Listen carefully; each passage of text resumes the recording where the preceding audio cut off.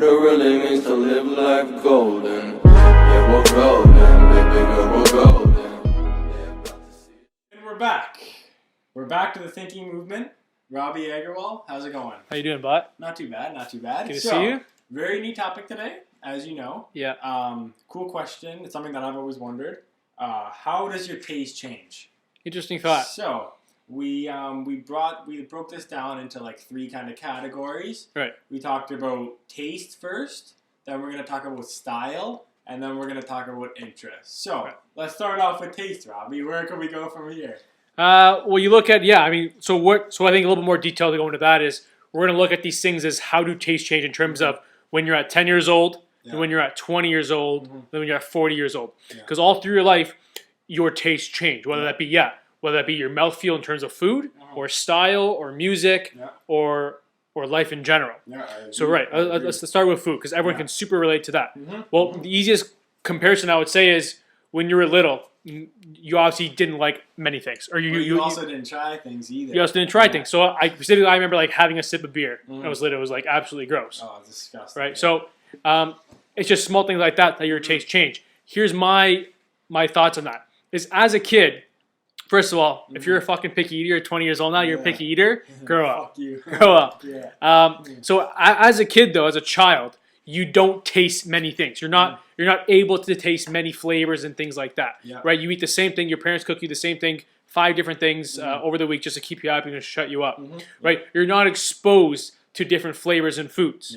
Because in order to taste foods, or in order to understand what you're tasting, you have to know what you're tasting. Right? That's salt, heat, acid, spicy, umami, sweetness. Right? So as you get older, you try different things. You try different cuisines. You try how things are being made differently.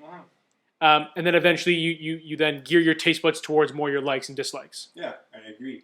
I found a neat little fact. According to Health Canada, scientifically your taste buds change every 2 weeks. Okay, so like that makes sense. Fact. Obviously, you're not gonna not like something and then 2 weeks later like it again. Right. But it's pretty cool. Like your taste buds are always just changing, like in little ways. I know when I grew up, I used to hate salmon. I used to hate fish because, like you said, I never really tried it. I never actually.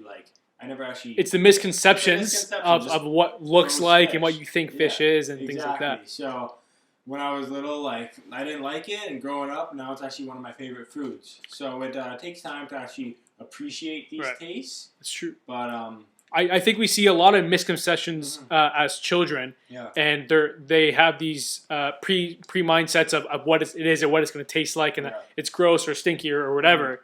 And then eventually they try it down the road and they slowly begin to like it. I know also for big things that kind of this how it goes through is how your tastes change is texture. Do you believe texture is a big thing in terms of? I would definitely imagine so.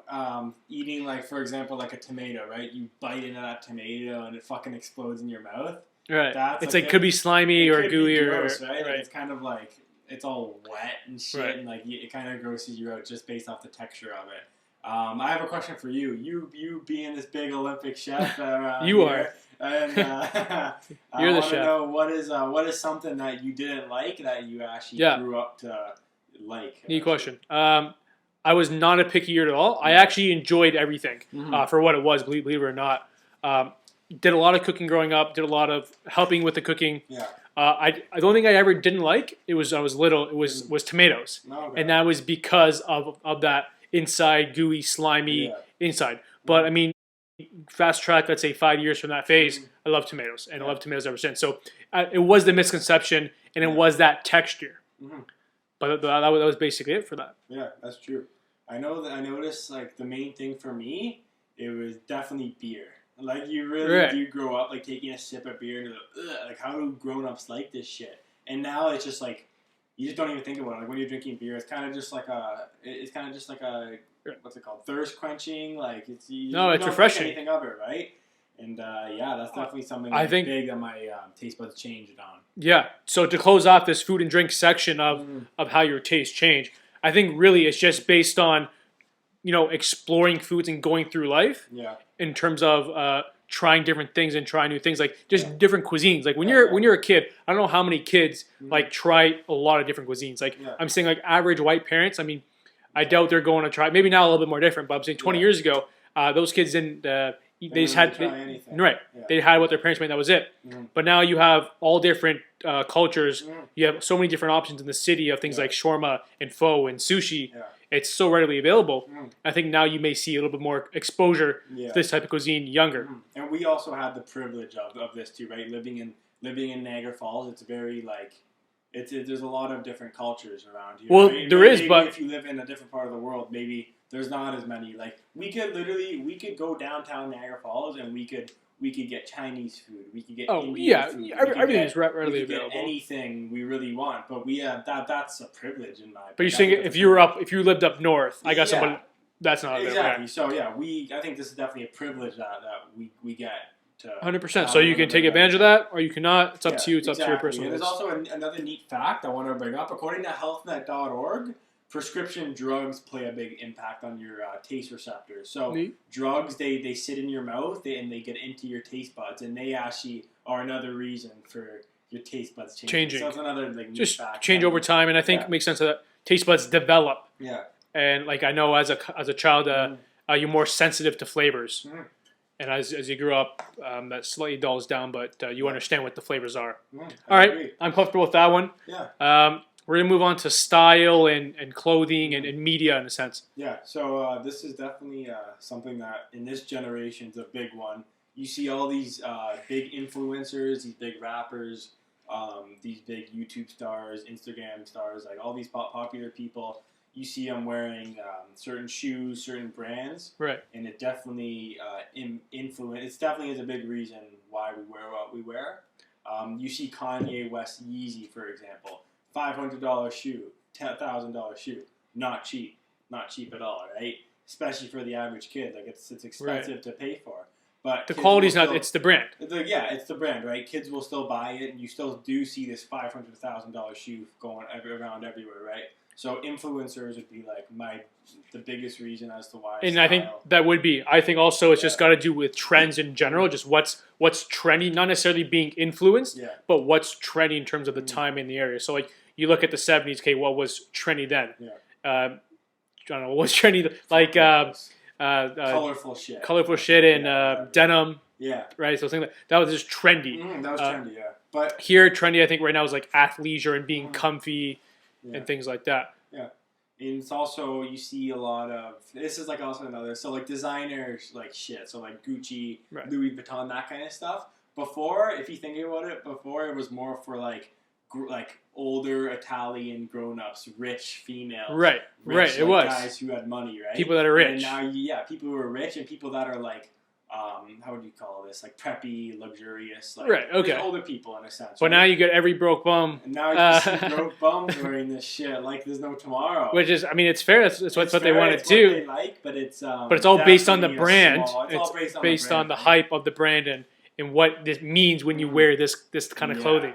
Which I think that's definitely a losing aspect of something. But that's a whole other conversation. I don't want to bring that up. So yeah, like I guess that pretty much wraps it up for style. I would say right. I would say influencers are the biggest. I think okay. So let's before we close on this, look at again. If we're to make the comparison of 10, 20, and 40, again at 10, you kind of just throw on whatever your parents pick. You kind of throw on whatever's in your closet. Yeah. You really don't do much shopping. You get a lot of clothes for Christmas and things like that. Yeah. Fast forward, you're 20, you're dressing to impress. You're dressing because these brands and this is what they are. Yeah. And you look at the age of 40, well, now you're really just dressing to what you have to wear in terms of going to work, in terms of working all day, now getting home to 3 crappy kids, and now you want to put on some sweatpants. Yeah, and another thing about that too is that as you grow older, you have a better value of money too, right? So when you're 40 years old, well, obviously it depends on who you are, but if you're making average money in an average society, when you're 40 years old, you'll realize that. Who am I trying to impress? I'm married with kids now. I'm not going to spend $500 on some fucking Gucci shirt. Well, hopefully people realize that after either college days, it'd be the latest, ideally. Exactly. So yeah, pretty much also for style. Now we're going to be transitioning to interest and hobby or such. So I'll start with this one. This goes on my take in terms of interest as in future plans. Yeah. So again, if we break it down, how do your tastes change? Well, if you look at 10 on your interest, well, you're playing, you have no plan for tomorrow, you have no plan for the summer, you have no 10-year plan. Yeah. You go with the flow, kind of do what you're told, you go knock on your neighbor's door and ride bikes and stuff like that. right? Like there's no further plan because you just haven't experienced life. You don't need anything. Yeah, no, exactly. Fast forward when you're 20, well then your interests now at that point are getting a job, getting an education, possibly making some investment or keeping on to a few close friends that you're slowly losing. Yeah. Things like that. Yeah, interest. Sorry, is definitely heavily impacted by like your relationships with people. I know my sister grew up playing soccer. I got into soccer. It has a lot to do with people in your life. Even your religion. Your religion is based off of what your parents' religion were. Your parents' political views is also because you kind of don't know anything else, and you kind of just go with the flow. So you just go with the flow. So like. I could definitely see relationships being the biggest impact on any interest you have. Also, just experimenting with shit, right? Like trying new things. Like you're never gonna know what you like until you try things. Like me, never ever fucking making a dish of food in my life. I can't even make pasta. You know this. And maybe if I actually tried to cook some stuff, maybe I would find a passion for it. Maybe I would like it. But I would never know until you try things, right? Of course, and that makes sense. It's just based on it's based on trying things. Yeah.